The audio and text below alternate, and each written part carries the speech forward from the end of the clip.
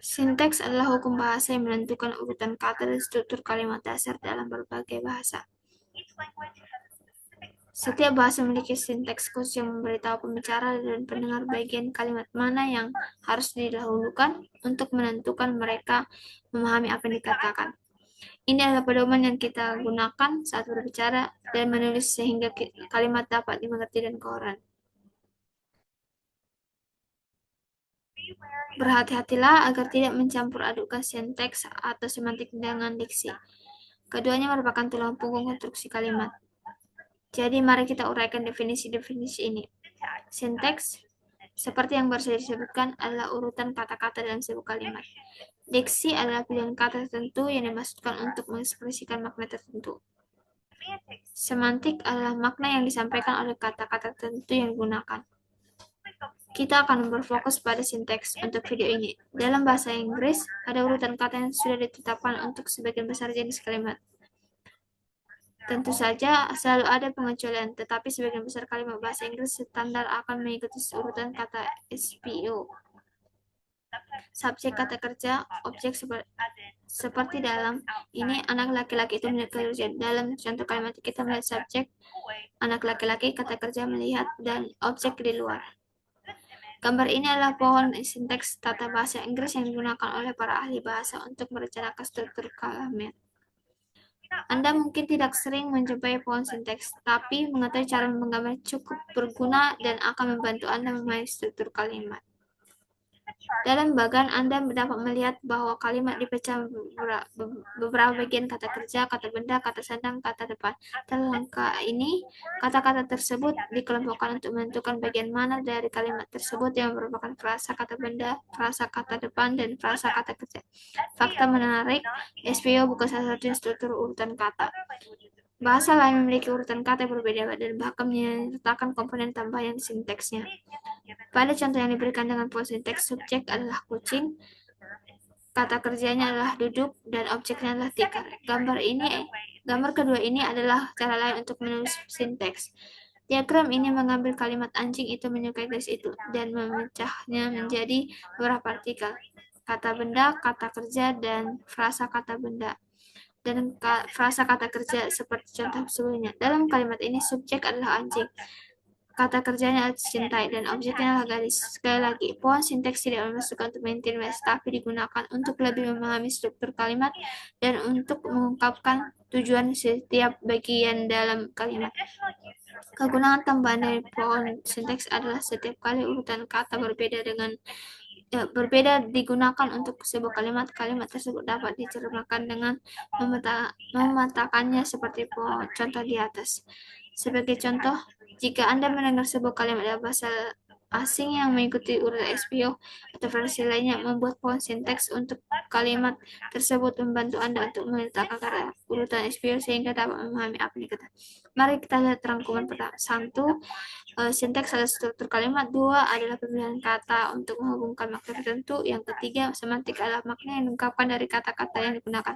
4. Pohon sinteks adalah alat grafik yang rapi untuk memetakan struktur kalimat dan memahami urutan kata kerja, kata serta fungsi di dunia bahasa Inggris. Terima kasih telah bergabung dengan kami di tutorial sinteks ini. Jika Anda merasa video ini bermanfaat, silahkan kunjungi channel kami dan bantuan tambahan. Sampai jumpa lagi di lain waktu.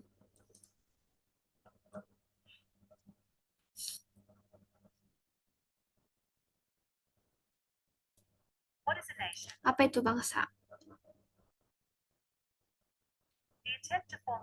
Upaya untuk mendefinisikan bangsa secara formal sebagai sebuah konsep politik bermula pada tahun 1880 ketika seorang filsuf dan sejarah Prancis, Ernest Renan, menerbitkan sebuah esai penting yang berjudul Apa itu Bangsa.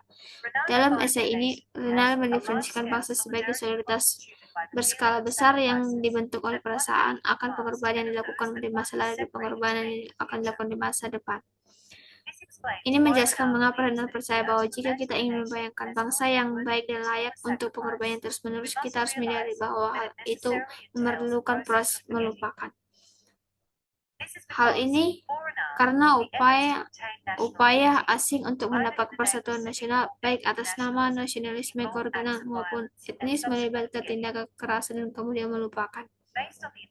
Berdasarkan konsepsi awal tentang bangsa yang dikembangkan oleh para ahli renal, para ahli telah menghasilkan definisi yang lebih formal tentang bangsa, yaitu suatu komunitas masyarakat yang terbentuk atas dasar kombinasi ciri-ciri seperti bahasa, sejarah, etnis, budaya, dan wilayah.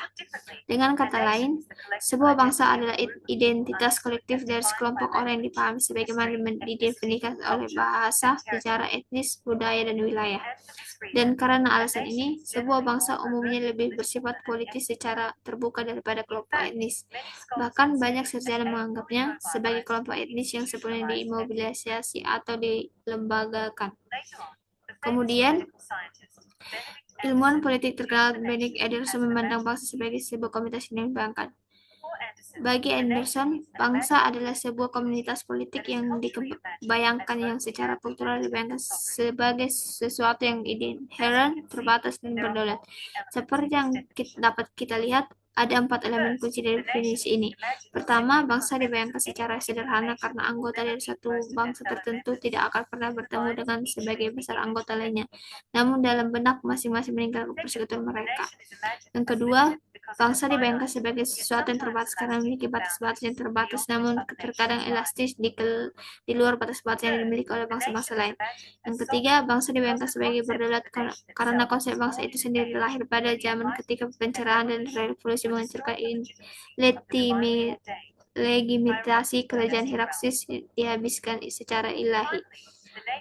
Akhirnya, bangsa dibayangkan sebagai sebuah komunitas yang karena terlepas dari ketidaksaraan dan eksploitasi yang kemungkinan terjadi di dalamnya, bangsa dibayangkan sebagai sebuah persaudaraan horizontal yang mendalam.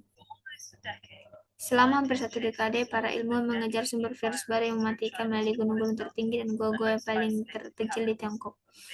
Mereka akhirnya menemukannya di dalam galau Gua Sitou. Virus yang dimaksud adalah virus corona yang menyebabkan epidemi sindrom pernapasan akut yang parah atau SARS pada tahun 2003. Coronavirus adalah sekelompok virus yang diselimuti oleh paku-paku protein kecil terlihat seperti mahkota atau corona dalam bahasa Latin. Ada ratusan virus corona diketahui. 7 diantaranya menginfeksi manusia dan dapat menyebabkan penyakit. Coronavirus SARS-CoV menyebabkan SARS, MERS-CoV menyebabkan MERS, dan SARS-CoV-2 menyebabkan penyakit COVID-19.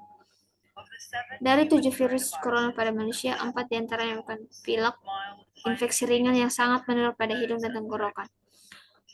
2 menginfeksi paru-paru dan menyebabkan penyakit yang jauh lebih parah. Virus ketujuh yang menyebabkan COVID-19 memiliki ciri khas masing-masing. Virus ini menular dengan mudah tetapi dapat berdampak parah pada paru-paru. Ketika orang-orang terinfeksi batuk, tetesan yang mengandung virus akan menyembur keluar. Virus ini dapat menginfeksi orang baru ketika droplet tersebut masuk dalam hidung atau mulut mereka. Virus corona paling baik menular di ruang tertutup, di mana orang-orang saling berdekatan. Cuaca dingin membuat selubungnya yang halus tidak mengering, sehingga memungkinkan virus bertahan lebih lama di antara inang, sementara paparan sinar UV dan sinar matahari dapat merusaknya.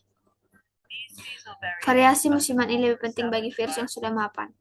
Namun karena belum ada yang kebal terhadap virus baru, virus ini memiliki begitu banyak inang potensial sehingga tidak memerlukan kondisi ideal untuk menyebar. Di dalam tubuh, lonjakan protein bertahan dan sel inang dan menyatu dengannya memungkinkan virus untuk membajak mesin sel inang untuk mereplikasi gen sendiri.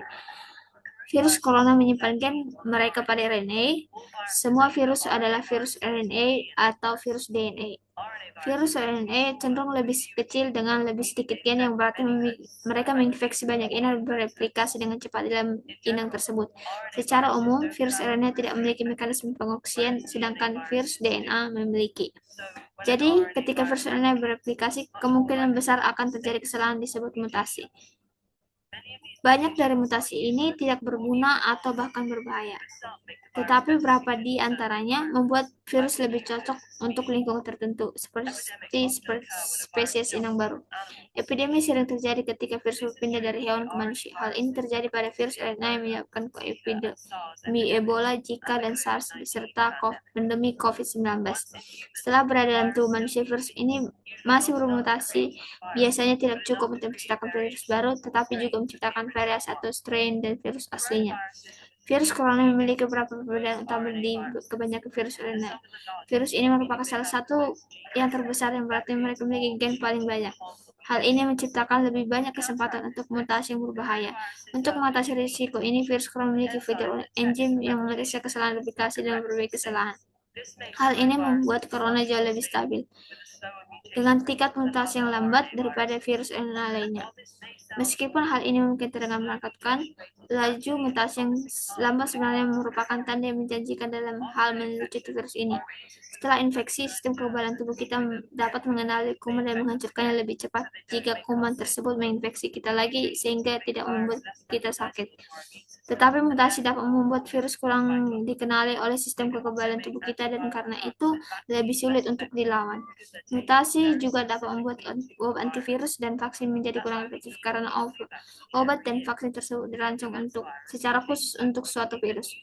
Itulah mengapa kita membutuhkan vaksin flu baru setiap tahun. Virus influenza bermutasi dengan sangat cepat sehingga jenis baru tersebut munculan. Laju mutasi virus corona yang lebih lambat berarti sistem kekebalan tubuh, obatan dan vaksin kita mungkin dapat mengenalinya lebih lama setelah terinfeksi dan karena melindungi kita dengan lebih baik.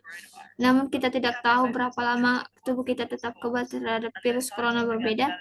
Tidak pernah ada pengobatan vaksin yang disetujui untuk corona. Kami belum berfokus pada pengobatan melakukan pilek, meskipun para ilmuwan mulai mengembangkan pengobatan SARS dan MERS. Epidemi berakhir sebelum pengobatan tersebut menyelesaikan uji klinis. Ketika terus bertambah habitat hewan lainnya, beberapa ilmuwan mengatakan bahwa corona berpindah ke manusia tidak dapat dihindari, tapi jika tindakan menyelidiki hal-hal yang tidak diketahui ini, hal itu tidak harus menghancurkan.